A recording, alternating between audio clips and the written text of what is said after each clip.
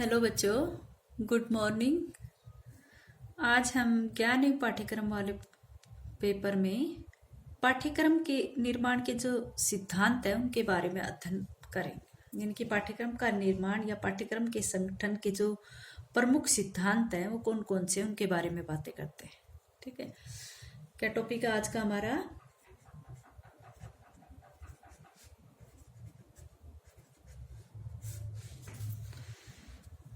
पाठ्यक्रम निर्माण के सिद्धांत, प्रमुख सिद्धांत या हम कहे कि सिद्धांत। इससे पहले हमने पाठ्यक्रम निर्माण के आधारों के बारे में भी अध्ययन किया था। ठीक है, और आज का अपना टॉपिक है पाठ्यक्रम निर्माण के सिद्धांत। सिद्धांत क्या है? मतलब कि वो जो आधार थे अपने, कौन से दार्शनिक, वैज्ञानिक और जिन जिन सिद्धांत, दार्शनिक सिद्धांतों को लिया गया था, आदर्शवादी थे, उसमें प्रयोजनवादी थे, या फिर कहें कि हम जैसे धार्मिक आधार को लिया गया था, ऐतिहासिक आधार को लिया गया था। उन आधारों के बाद भी कुछ सिद्धांत हमारे पाठ्यक्रम में हम जोड़ते हैं। तो उन पाठ्यक्रम के निर्माण के लिए किन किन सिद्धांतों को हम साथ लेते हैं? फिर पाठ्यक्रम के निर्माण में उन बातों का चयन किया जाता है जो उपयोगी हो और जो छात्र को के जो शिक्षा के उद्देश्य हैं उनको प्राप्त करने में सहायता दे, या फिर उनमें जो अपेक्षित व्यवहारगत परिवर्तन है उनको करने के लिए सहायक हो। तो इस तरह के सिद्धांत हम साथ लेकर चलेंगे, क्योंकि आज के समय में ज्ञान जो है उसका क्षेत्र बहुत अधिक विस्तृत हो गया है और पढ़ने की सीमा जो है वो निश्चित हो गई है। तो पाठ्यक्रम का चुनाव करना विद्यार्थियों के लिए बहुत कठिन हो गया है। इसलिए पाठ्यक्रम ऐसा होना चाहिए कि जिसमें बच्चे को सब कुछ सिखाया जाए, वो उपयोगी भी हो और अलंकारिक भी हो। ठीक है, तो इस प्रकार से पाठ्यक्रम के निर्माण के कुछ सिद्धांत यहाँ पर रखे जाते हैं। पाठ्यक्रम निर्माण करना है तो सबसे पहला सिद्धांत हम उसमें क्या लेते हैं? बाल केंद्रीयता का सिद्धांत। बाल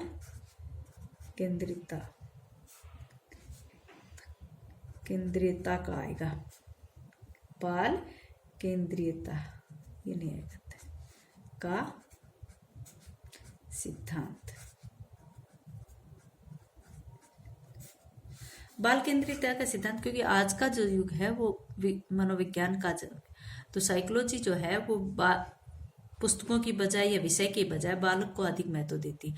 तो इसलिए पाठ्यक्रम भी इस तरह का होना चाहिए जिसमें बाल केंद्रीयता का सिद्धांत का प्रतिपालन किया गया हो ना। क्योंकि ऐसा क्यों है?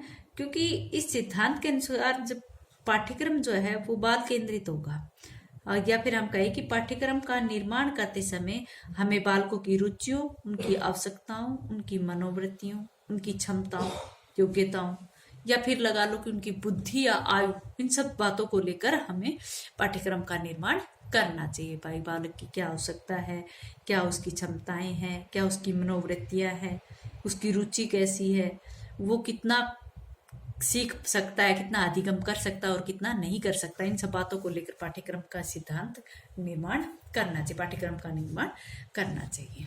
ठीक है, नेक्स्ट जो है वो इसमें आएगा जीवन से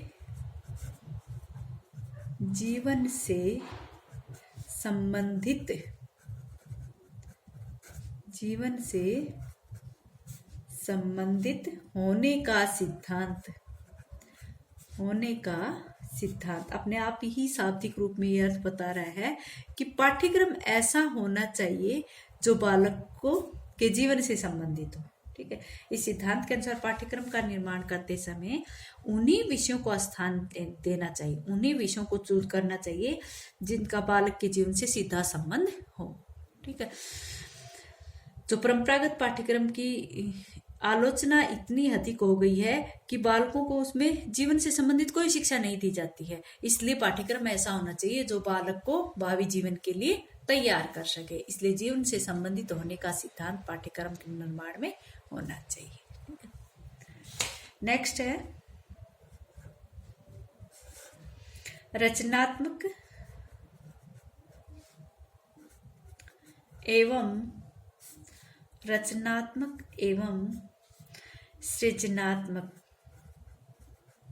सृजनात्मकता या फिर सृजनात्मक शक्तियों के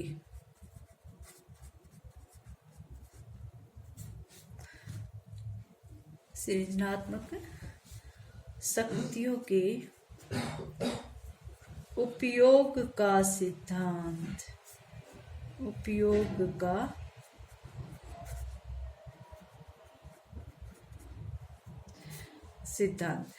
रचनात्मक और सृजनात्मक क्या होता है?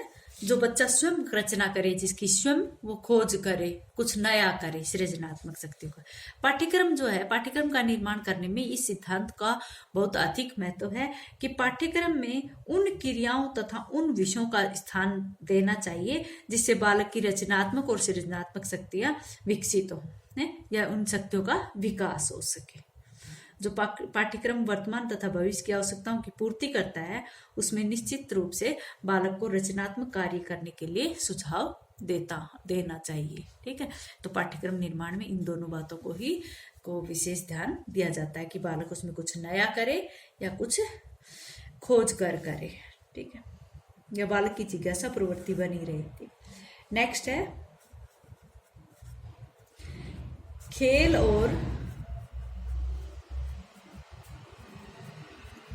और कार्य की क्रियाओं के अंतर का सिद्धांत।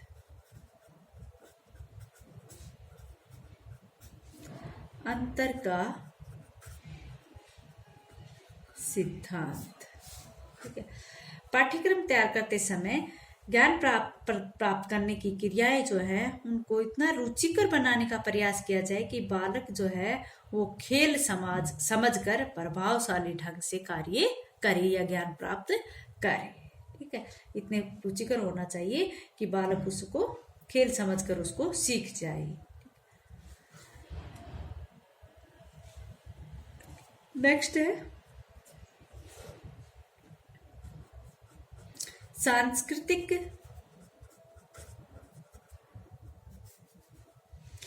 तथा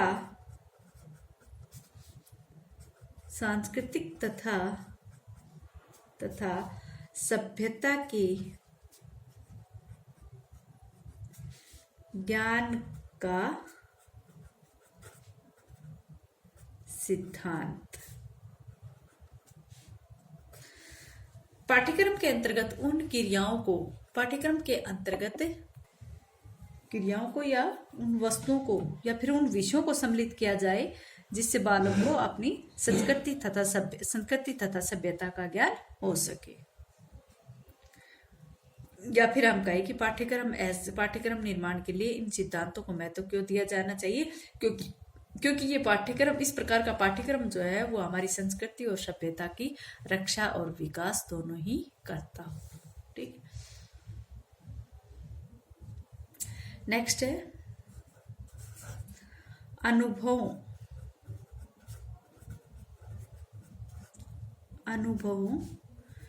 की पूर्णता का सिद्धांत। पाठ्यक्रम ऐसा होना चाहिए कि उसमें मानव जाति के समस्त अनुभव या फिर उन समस्त अनुभवों की संपूर्णता पाठ्यक्रम में होनी चाहिए। पाठ्यक्रम के अंतर्गत जो सैद्धांतिक विषयों के साथ साथ मानव जाति के उन सभी अनुभवों को भी स्थान देना चाहिए जो बालक के लिए जरूरी है। ठीक है, उन सभी अनुभवों को स्थान दिया जाना चाहिए जो बालक के लिए जरूरी है और जिन्हें बालक जो है स्कूल में या खेल के मैदान में या कक्षा कक्ष में या पुस्तकालय में या प्रयोगशालाओं में या फिर शिक्षक अध्यापक जो छात्र और शिक्षक जो अनौपचारिकताएं हैं उनके माध्यम से सीखे। ठीक है, नेक्स्ट है आचरण